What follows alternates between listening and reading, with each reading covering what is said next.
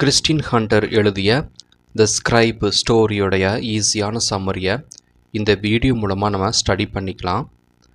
Scribe அப்படிங்கிற word எதை மீன் பண்ணுது அப்படின்னா, பிளைண்டு பீப்புளுக்கு ஹெல்ப் பண்ணுறவங்கள தான் ஸ்கிரைபுன்னு சொல்லுவாங்க. ஃபார் எக்ஸாம்பிள், பிளைண்ட் பீப்புள் ஒரு எக்ஸாம் எழுதும்போதும் சரி, ஒரு இடத்துக்கு ஒரு ஒரு விஷயத்துக்காக போகிறாங்கன்னா, அங்கே இவங்களுக்கு யாருக்காவது பிளைண்ட் பீப்புளுக்கு ஹெல்ப் பண்ணுறாங்கன்னா அவங்க ஸ்கிரைபுன்னு சொல்லுவாங்க. ஸோ அதை பேஸ் பண்ணி தான் இந்த ஸ்டோரி அமைஞ்சிருக்குது. ஃபஸ்ட்டு இந்த ஸ்டோரி ஸ்டார்ட் ஆகும்போது எப்படி இருக்குதுன்னா, ஜேம்ஸ் அப்படின்னு ஒருத்தர் இருக்கிறாரு.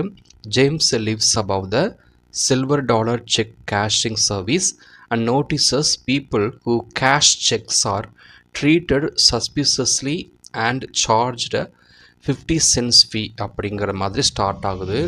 இந்த ஸ்டோரியில் main character James.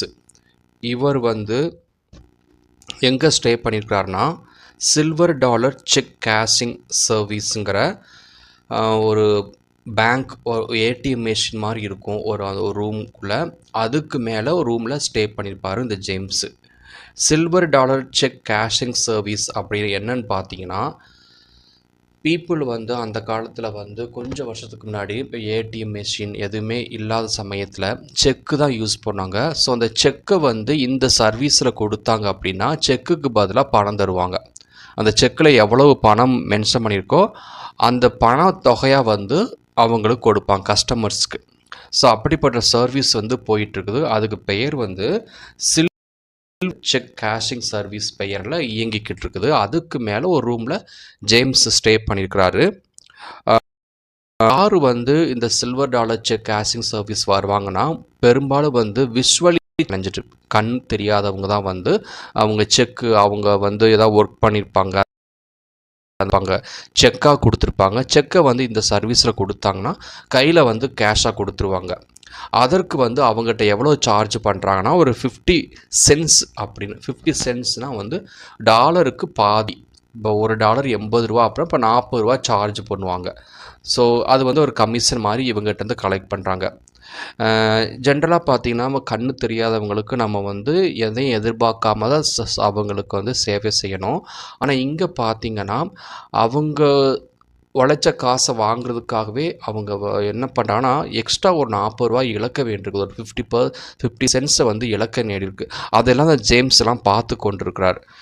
The story highlights the struggles of those who can't read, write or manage simple tasks like counting change or paying bills. Not only blind people, எல்லாருமே, அதாவது பெரும்பாலும் யாருக்கு ரீட் பண்ண தெரியாது, எழுத தெரியாது, ஒரு பேங்க்கில் போய் ஒரு பில் அது பணம் கட்ட தெரியாது, பில் பே பண்ண தெரியாது, அவங்களுக்கெலாம் அந்த சர்வீஸ் இவங்களுக்கு பண்ணுது அப்படின்னா அவங்ககிட்ட இருந்து 50 சென்ட்ஸை சார்ஜ் பண்ணுறாங்க. இப்படிலாம் பண்ணுறது ரொம்ப தப்பு அப்படின்னு நீங்கள் சொல்கிறாங்க இந்த ஸ்டோரி மூலமாக. The older generation had to quit school early and work, which led to a lack of education, especially in the city where many can't read or write. இந்த சர்வீஸ்க்கு வர்றவங்க பெரும்பாலும் பிளைண்டு பீப்புளாகவும் இருப்பாங்க, இல்லைனா எழுத படிக்க தெரியாதவங்க தான் வருவாங்க. ஏன் அவங்க எழுத படிக்க தெரியாதுன்னா, அவங்க அந்த காலத்தில் படிப்பறிவு அந்தளவுக்கு இல்லாததுனால அவங்களால ஸ்கூல் சரியாக கம்ப்ளீட் பண்ண முடியாது, ஸ்கூலுக்கு போயிருக்க மாட்டாங்க. அதனால் அவங்களால எழுத படிக்க தெரியாது. ஸோ அந்த விளைவாக தான் இந்த மாதிரி ஒரு பேங்கிங் சர்வீஸில் வரும்போது அவங்களால சுயமாக அவங்களால இந்த ஒர்க்கை பார்க்க முடியாது. அதுக்காக இன்னொருத்தர் இவங்களுக்கு பண்ணுவார். ஆனால் அவங்க இவங்ககிட்ட எக்ஸ்ட்ரா சார்ஜ் பண்ணுறாங்க. இது ரொம்ப தப்பு அப்படிங்கிறத ஹைலைட் பண்ணுது. James mother explain that in ancient times only a special group could read or write, and Jesus criticized their pride in this ability. ஜேம்ஸுடைய மதர் என்ன சொல்கிறாங்கன்னா, அந்த காலத்தில் இந்த மாதிரியான இயலாதவங்களுக்கு ஹெல்ப் பண்ணுறது அவங்க ஸ்கிரைப்னு சொல்லுவாங்க. அவங்க எந்த ஒரு எதிர்பார்ப்பு இல்லாமல் சேவை செய்வாங்க. அதற்கு காட் அவங்களுக்கு ப்ரேஸ் பண்ணுவார் அப்படின்னு சொல்கிறார். ஆனால் அவங்க வந்து சில இடத்துல வந்து அவங்க ரொம்ப கர்வமாக இருக்காங்க. இவங்களுக்கு சேவை செய்யும்போது கர்வம் எதுவுமே இருக்கக்கூடாதுன்னு சொல்கிறாங்க. The younger generation faces pressure to succeed in the city but lacks the necessary education and opportunities.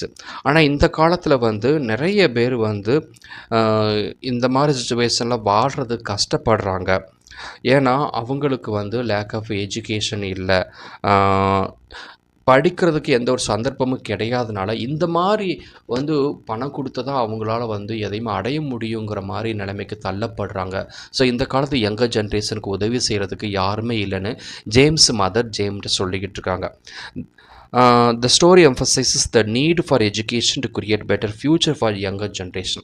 So இந்த மாதிரியான தவறுகளை வந்து ஸ்டாப் பண்ணணும்னா எல்லாருக்குமே கல்வி அறிவு கொடுக்கணும். கல்வி இருந்தால் இதெல்லாம் அவாய்ட் பண்ணலாம். அவங்களே சுயமாக அவங்க சொந்த கால நிற்பாங்க அப்படின்னு சொல்கிறாங்க.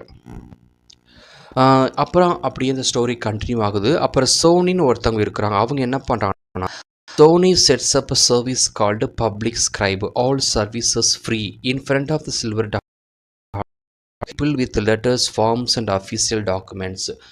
இப்போ சோனின்னு ஒருத்தவங்க என்ன பண்ணுறாங்கன்னா ஃப்ரீ ஆரம்பிச்சிட்டாங்க. அந்த சில்வர் டாலருக்கு முன்னாடியே ஒரு ஆஃபீஸ் ஓப்பன் பண்ணுறாங்க. அதில் ஒரு போர்டு எழுதியிருக்குது, public scribe all services free அப்படின்னு.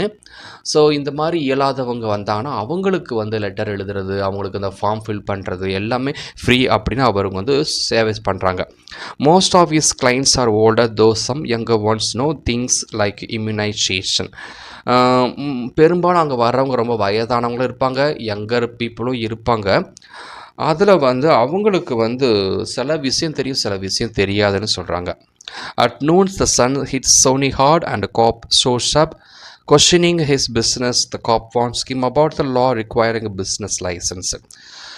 மதிய நேரம் வந்துச்சுன்னா ரொம்ப சூரியன் வெளிச்சம் வரும், அதனால் உட்கார முடியாது. இது போதாதுன்னு அங்கே போலீஸ் வந்து சோனியை கேட்பாங்க, ஏன் இந்த மாதிரியான ஒர்க் பண்ணுறீங்க, உங்களுக்கெல்லாம் வந்து சட்டம் தெரியாதா, இதெல்லாம் சட்டப்படி நீங்கள் லைசன்ஸ் எடுத்தால் மட்டும்தான் இந்த மாதிரி சர்வீஸ்லாம் பண்ண முடியும்னு சொல்லிட்டு போலீஸ் வந்து சோனியை வந்து டிஸ்கரேஜ் பண்ணுவாங்க. Sony's parents don't use the silver dollar because they cash checks at the bank for free. இப்போ $5 மினிமம் பேலன்ஸ். ஆனால் சோனியோட பேரண்ட்ஸ் இங்கே வரமாட்டாங்க. அவங்க பேங்க்லேயே வந்து செக்கை வந்து கேஷாக மாற்றிக்குவாங்க. அதற்கு அவங்க வந்து ஒரு $5 வந்து பேலன்ஸ் வச்சுருந்ததை அவங்களுக்கு வந்து ஃப்ரீயாக பண்ணி கொடுப்பாங்க. Sony is frustrated that people lose money at the silver dollar, but many avoid banks due to fear, especially from the depression era. அதாவது இந்த ஒரு கஷ்டமான ஒரு சுச்சுவேஷன் 1929 நடந்துச்சு. ஒரு உணவு பற்றாக்குறை நடக்கும்போது அந்த காலத்தில் வந்து உணவுக்கு இப்போ ரொம்ப திண்டாட்டமாக இருந்துச்சு, பணத்துக்கு திண்டாட்டமாக இருந்துச்சு. அதனால் பேங்க் போக மாட்டாங்க. பேங்க் பணம் அக்கௌண்ட்டில் பணம் வச்சுருக்கணும். ஸோ ஆனால் அந்த பண தட்டுப்பாடு இருந்ததுனால பேங்க் போகிறதுக்கு பயப்படுவாங்க. அதுக்காக இங்கே வருவாங்க அப்படின்னு சொல்கிறாங்க. Sony's mother explains that people are afraid of banks associating them with racism and hardships of that depression. டிப்ரெஷனால் மட்டும் கிடையாது, நிற அடிப்படையில் பேங்க்கு சில பேர் என்ன பண்ண மாட்டாங்கன்னா அந்த கருப்பின மக்களை வந்து பேங்க்கில் விட மாட்டாங்க. அதற்கு பயந்துக்கிட்டு யாருமே பேங்க் போக மாட்டாங்கன்னு சொல்கிறாங்க. பேங்க் போயிருந்தாங்கன்னா அவங்களுக்கு வந்து ஃப்ரீயாக பண்ணி கொடுப்பாங்க. ஏன்னா ஆட்டோமேட்டிக்காக அவங்க பேங்க்கில் கொஞ்சம் பணம் இருந்திருக்கும், ஆனால் பேங்க் போகிறதில்லைன்னு சொல்கிறாங்க. And the end people realise the swans in the lake are just birds. ஆனால் இந்த எண்டில் பீப்புள் என்ன ரியலைஸ் பண்ணுறாங்கன்னா, நம்ம வந்து ஒரு ஏரி, ஒரு நதி இருக்குது, அதில் வந்து வாத்துகள்லாம் போய் கொண்டு இருக்கிறோம். ஆனால் பார்க்கும்போது வாத்துகள் ரொம்ப சுகமாக நீந்தி கொண்டு இருக்குதுன்னு நமக்கு தெரியும். Simplifying the fear of things they don't understand. ஆனால் எந்த நேரத்துலையும் அந்த வாத்துக்கு வந்து நீரால் எந்த ஒரு பாதிப்பு ஏற்படுங்கிறது தெரியாமல் அப்படியே ட்ராவல் பண்ணிக்கிட்டே இருக்கும். அந்த மாதிரி தான் இந்த பீப்புள் வந்து இப்படி வசிச்சுக்கிட்டு இருக்கிறாங்க. ஆனால் அவங்களுக்கு தெரியாமையே அவங்க பணத்தை சுரண்டிக்கிட்டு அவங்களுக்கு உதவி பண்ணுற மாதிரி பண்ணுறாங்க. அதெல்லாம் தெரியாமல் இங்கே வந்து அவங்க ரொம்ப சிரமப்படுறாங்கன்னு சொல்கிறாரு. அதுக்கப்புறம் ஜேம்ஸ் என்ன பண்ணான்னா, he tries to help others in his neighborhood by charging for services they may not need. ஜேம்ஸும் வந்து மக்களுக்கு இதே மாதிரி சேவை பண்ண ஆரம்பிக்கிறான். A policeman warns James that running a business without license is illegal and threatens to shut him down. அதுக்கப்புறம் ஜேம்ஸ்க்கு இந்த மாதிரி போலீஸ் வராங்க, த்ரெட்டன் பண்ணுறாங்க. James feels angry and confused but decides to leave the street corner where he was working. உடனே James கோபம் வந்து அந்த இடத்த விட்டு போயிட்டு தான் his parents tell him they do not use the check cashing service or the silver dollar because they have a bank account where they can check. Dollar explains that the bank requires minimum balance which earns interest in savings account. He learns that black people do work at banks although they do not often see them. James goes to Trust National Bank and encourages others to cash their checks therefore. So இந்தளவுக்கு ஜேம்ஸும் வந்து Sony மாதிரி work பண்ண ஆரம்பிக்கிறான் ஃப்ரீயாக. ஜேம்ஸோட அதாவது செக்கை கேஷை மாற்றுவாங்க. அதற்கு அவங்க 5 சென்ட்ஸ் $5 வந்து பேங்க்கில் பேலன்ஸாக வச்சுருவாங்க. மேலும் அந்த பேங்க்கில் வந்து பிளாக் பீப்புளை வந்து ரெஸ்ட்ரிக்ட் பண்ணுறாங்க. அதனால் பிளாக் பீப்புள் ஜென்ரலாக வந்து பேங்க் போகிறது கிடையாது. ஃபைனலாக ஜேம்ஸ் வந்து ஒரு ட்ரஸ்ட் அந்த இடத்துக்கு போகிறாரு. அங்கே வந்து அந்த பேங்க் மூலமாக எல்லாருக்கும் வந்து அந்த செக்கை கேஷாக மாற்றி கொடுக்குறாரு. ஸோ இதுலேருந்து நம்ம என்ன தெரிஞ்சுக்கிறோம் அப்படின்னா, மற்றவங்களுக்கு நம்ம எந்த ஒரு எதிர்பார்ப்பும் இல்லாமல் சேவை செய்யணும் அப்படின்னு. அப்புறம் அந்த பேங்க் பார்த்தீங்கன்னா ரொம்ப ஸ்மாலாக இருக்கும், டர்ட்டியாக இருக்கும், ரொம்ப புவர் கண்டிஷனாக இருக்கும். அதனால் நிறைய பீப்புள் போகிறது கிடையாதுன்னு சொல்கிறாங்க. அதுக்கப்புறம் மிஸ்ஸஸ் ஆடம்ஸ்னு ஒருத்தர் வராரு. அவர் தான் bank owner. He helps an old lady fill out forms and even office job. So அந்த பேங்க்கில் ஜேம்ஸ்க்கு அப்புறம் அந்த பேங்க் மேனேஜரே வர்ற அந்த பீப்புளுக்கெலாம் ஹெல்ப் பண்ண ஆரம்பிக்கிறாரு. She gives James her new bank book and asks him to walk her home, but she is capable of doing it herself. ஆனால் அதுக்கப்புறம் அந்த ஓல்டு லேடி வந்து ஜேம்ஸு இவங்கள மாதிரி ஆளுகளை பார்த்துட்டு அந்த ஓல்டு லேடியை தன் வீட்டுக்கு கூப்பிடுவாங்க. அவங்க நல்லா பழகுவாங்க. ஸோ இவங்களுக்கும் நல்ல ஒரு அன்பான ஒரு உறவு வர ஆரம்பிச்சது. The old lady shares her story saying she came from Alabama 44 years ago. அப்போது தான் அந்த ஓல்டு லேடி ஜேம்ஸில் தன்னுடைய பர்சனல் லைஃப்பை சொல்ல ஆரம்பிக்கிறாங்க. நாங்கள் அலபாமிலேருந்து 44 வருஷத்துக்கு முன்னாடி இங்கே வந்தோம் அப்படின்னு பேச ஆரம்பிக்கிறாங்க. ஏன்னா அந்த ஓல்டு லேடிக்கு ஜேம்ஸை பார்த்தோன்னே மனசை விட்டு பேசணும்னு தோணுச்சு. அந்தளவுக்கு ஜேம்ஸ் வந்து ஓல்டு லேடிக்கு ஹெல்ப் பண்ணுறாரு. She motivates James to explore new places, apply for business licence and not be afraid of trying something new. அப்போது அந்த ஓல்டு லேடி ஜேம்ஸை வந்து என்கரேஜ் பண்ணுறாங்க. இந்த மாதிரி சர்வீஸ் நிறைய பண்ணுங்கள், இது பண்ணுறதுக்கு சீக்கிரமாக லைசன்ஸ் எடுத்துகிட்டு இன்னும் நிறைய இதே மாதிரி சர்வீஸ் பண்ணுங்கள் அப்படின்னு என்கரேஜ் பண்ணுறாங்க. She encourages him to consider the scribe profession seriously even it feels risky. இந்த மாதிரி சர்வீஸை நீங்கள் தொடர்ந்து செஞ்சுட்டே இருக்கணும், எதுக்கும் யாருக்கும் பயப்படாதீங்க அப்படின்னு சொல்லிக்கிட்டு அந்த ஜேம்ஸ் வந்து ஓல்ட் லேடி என்கரேஜ் பண்ணுறாங்க.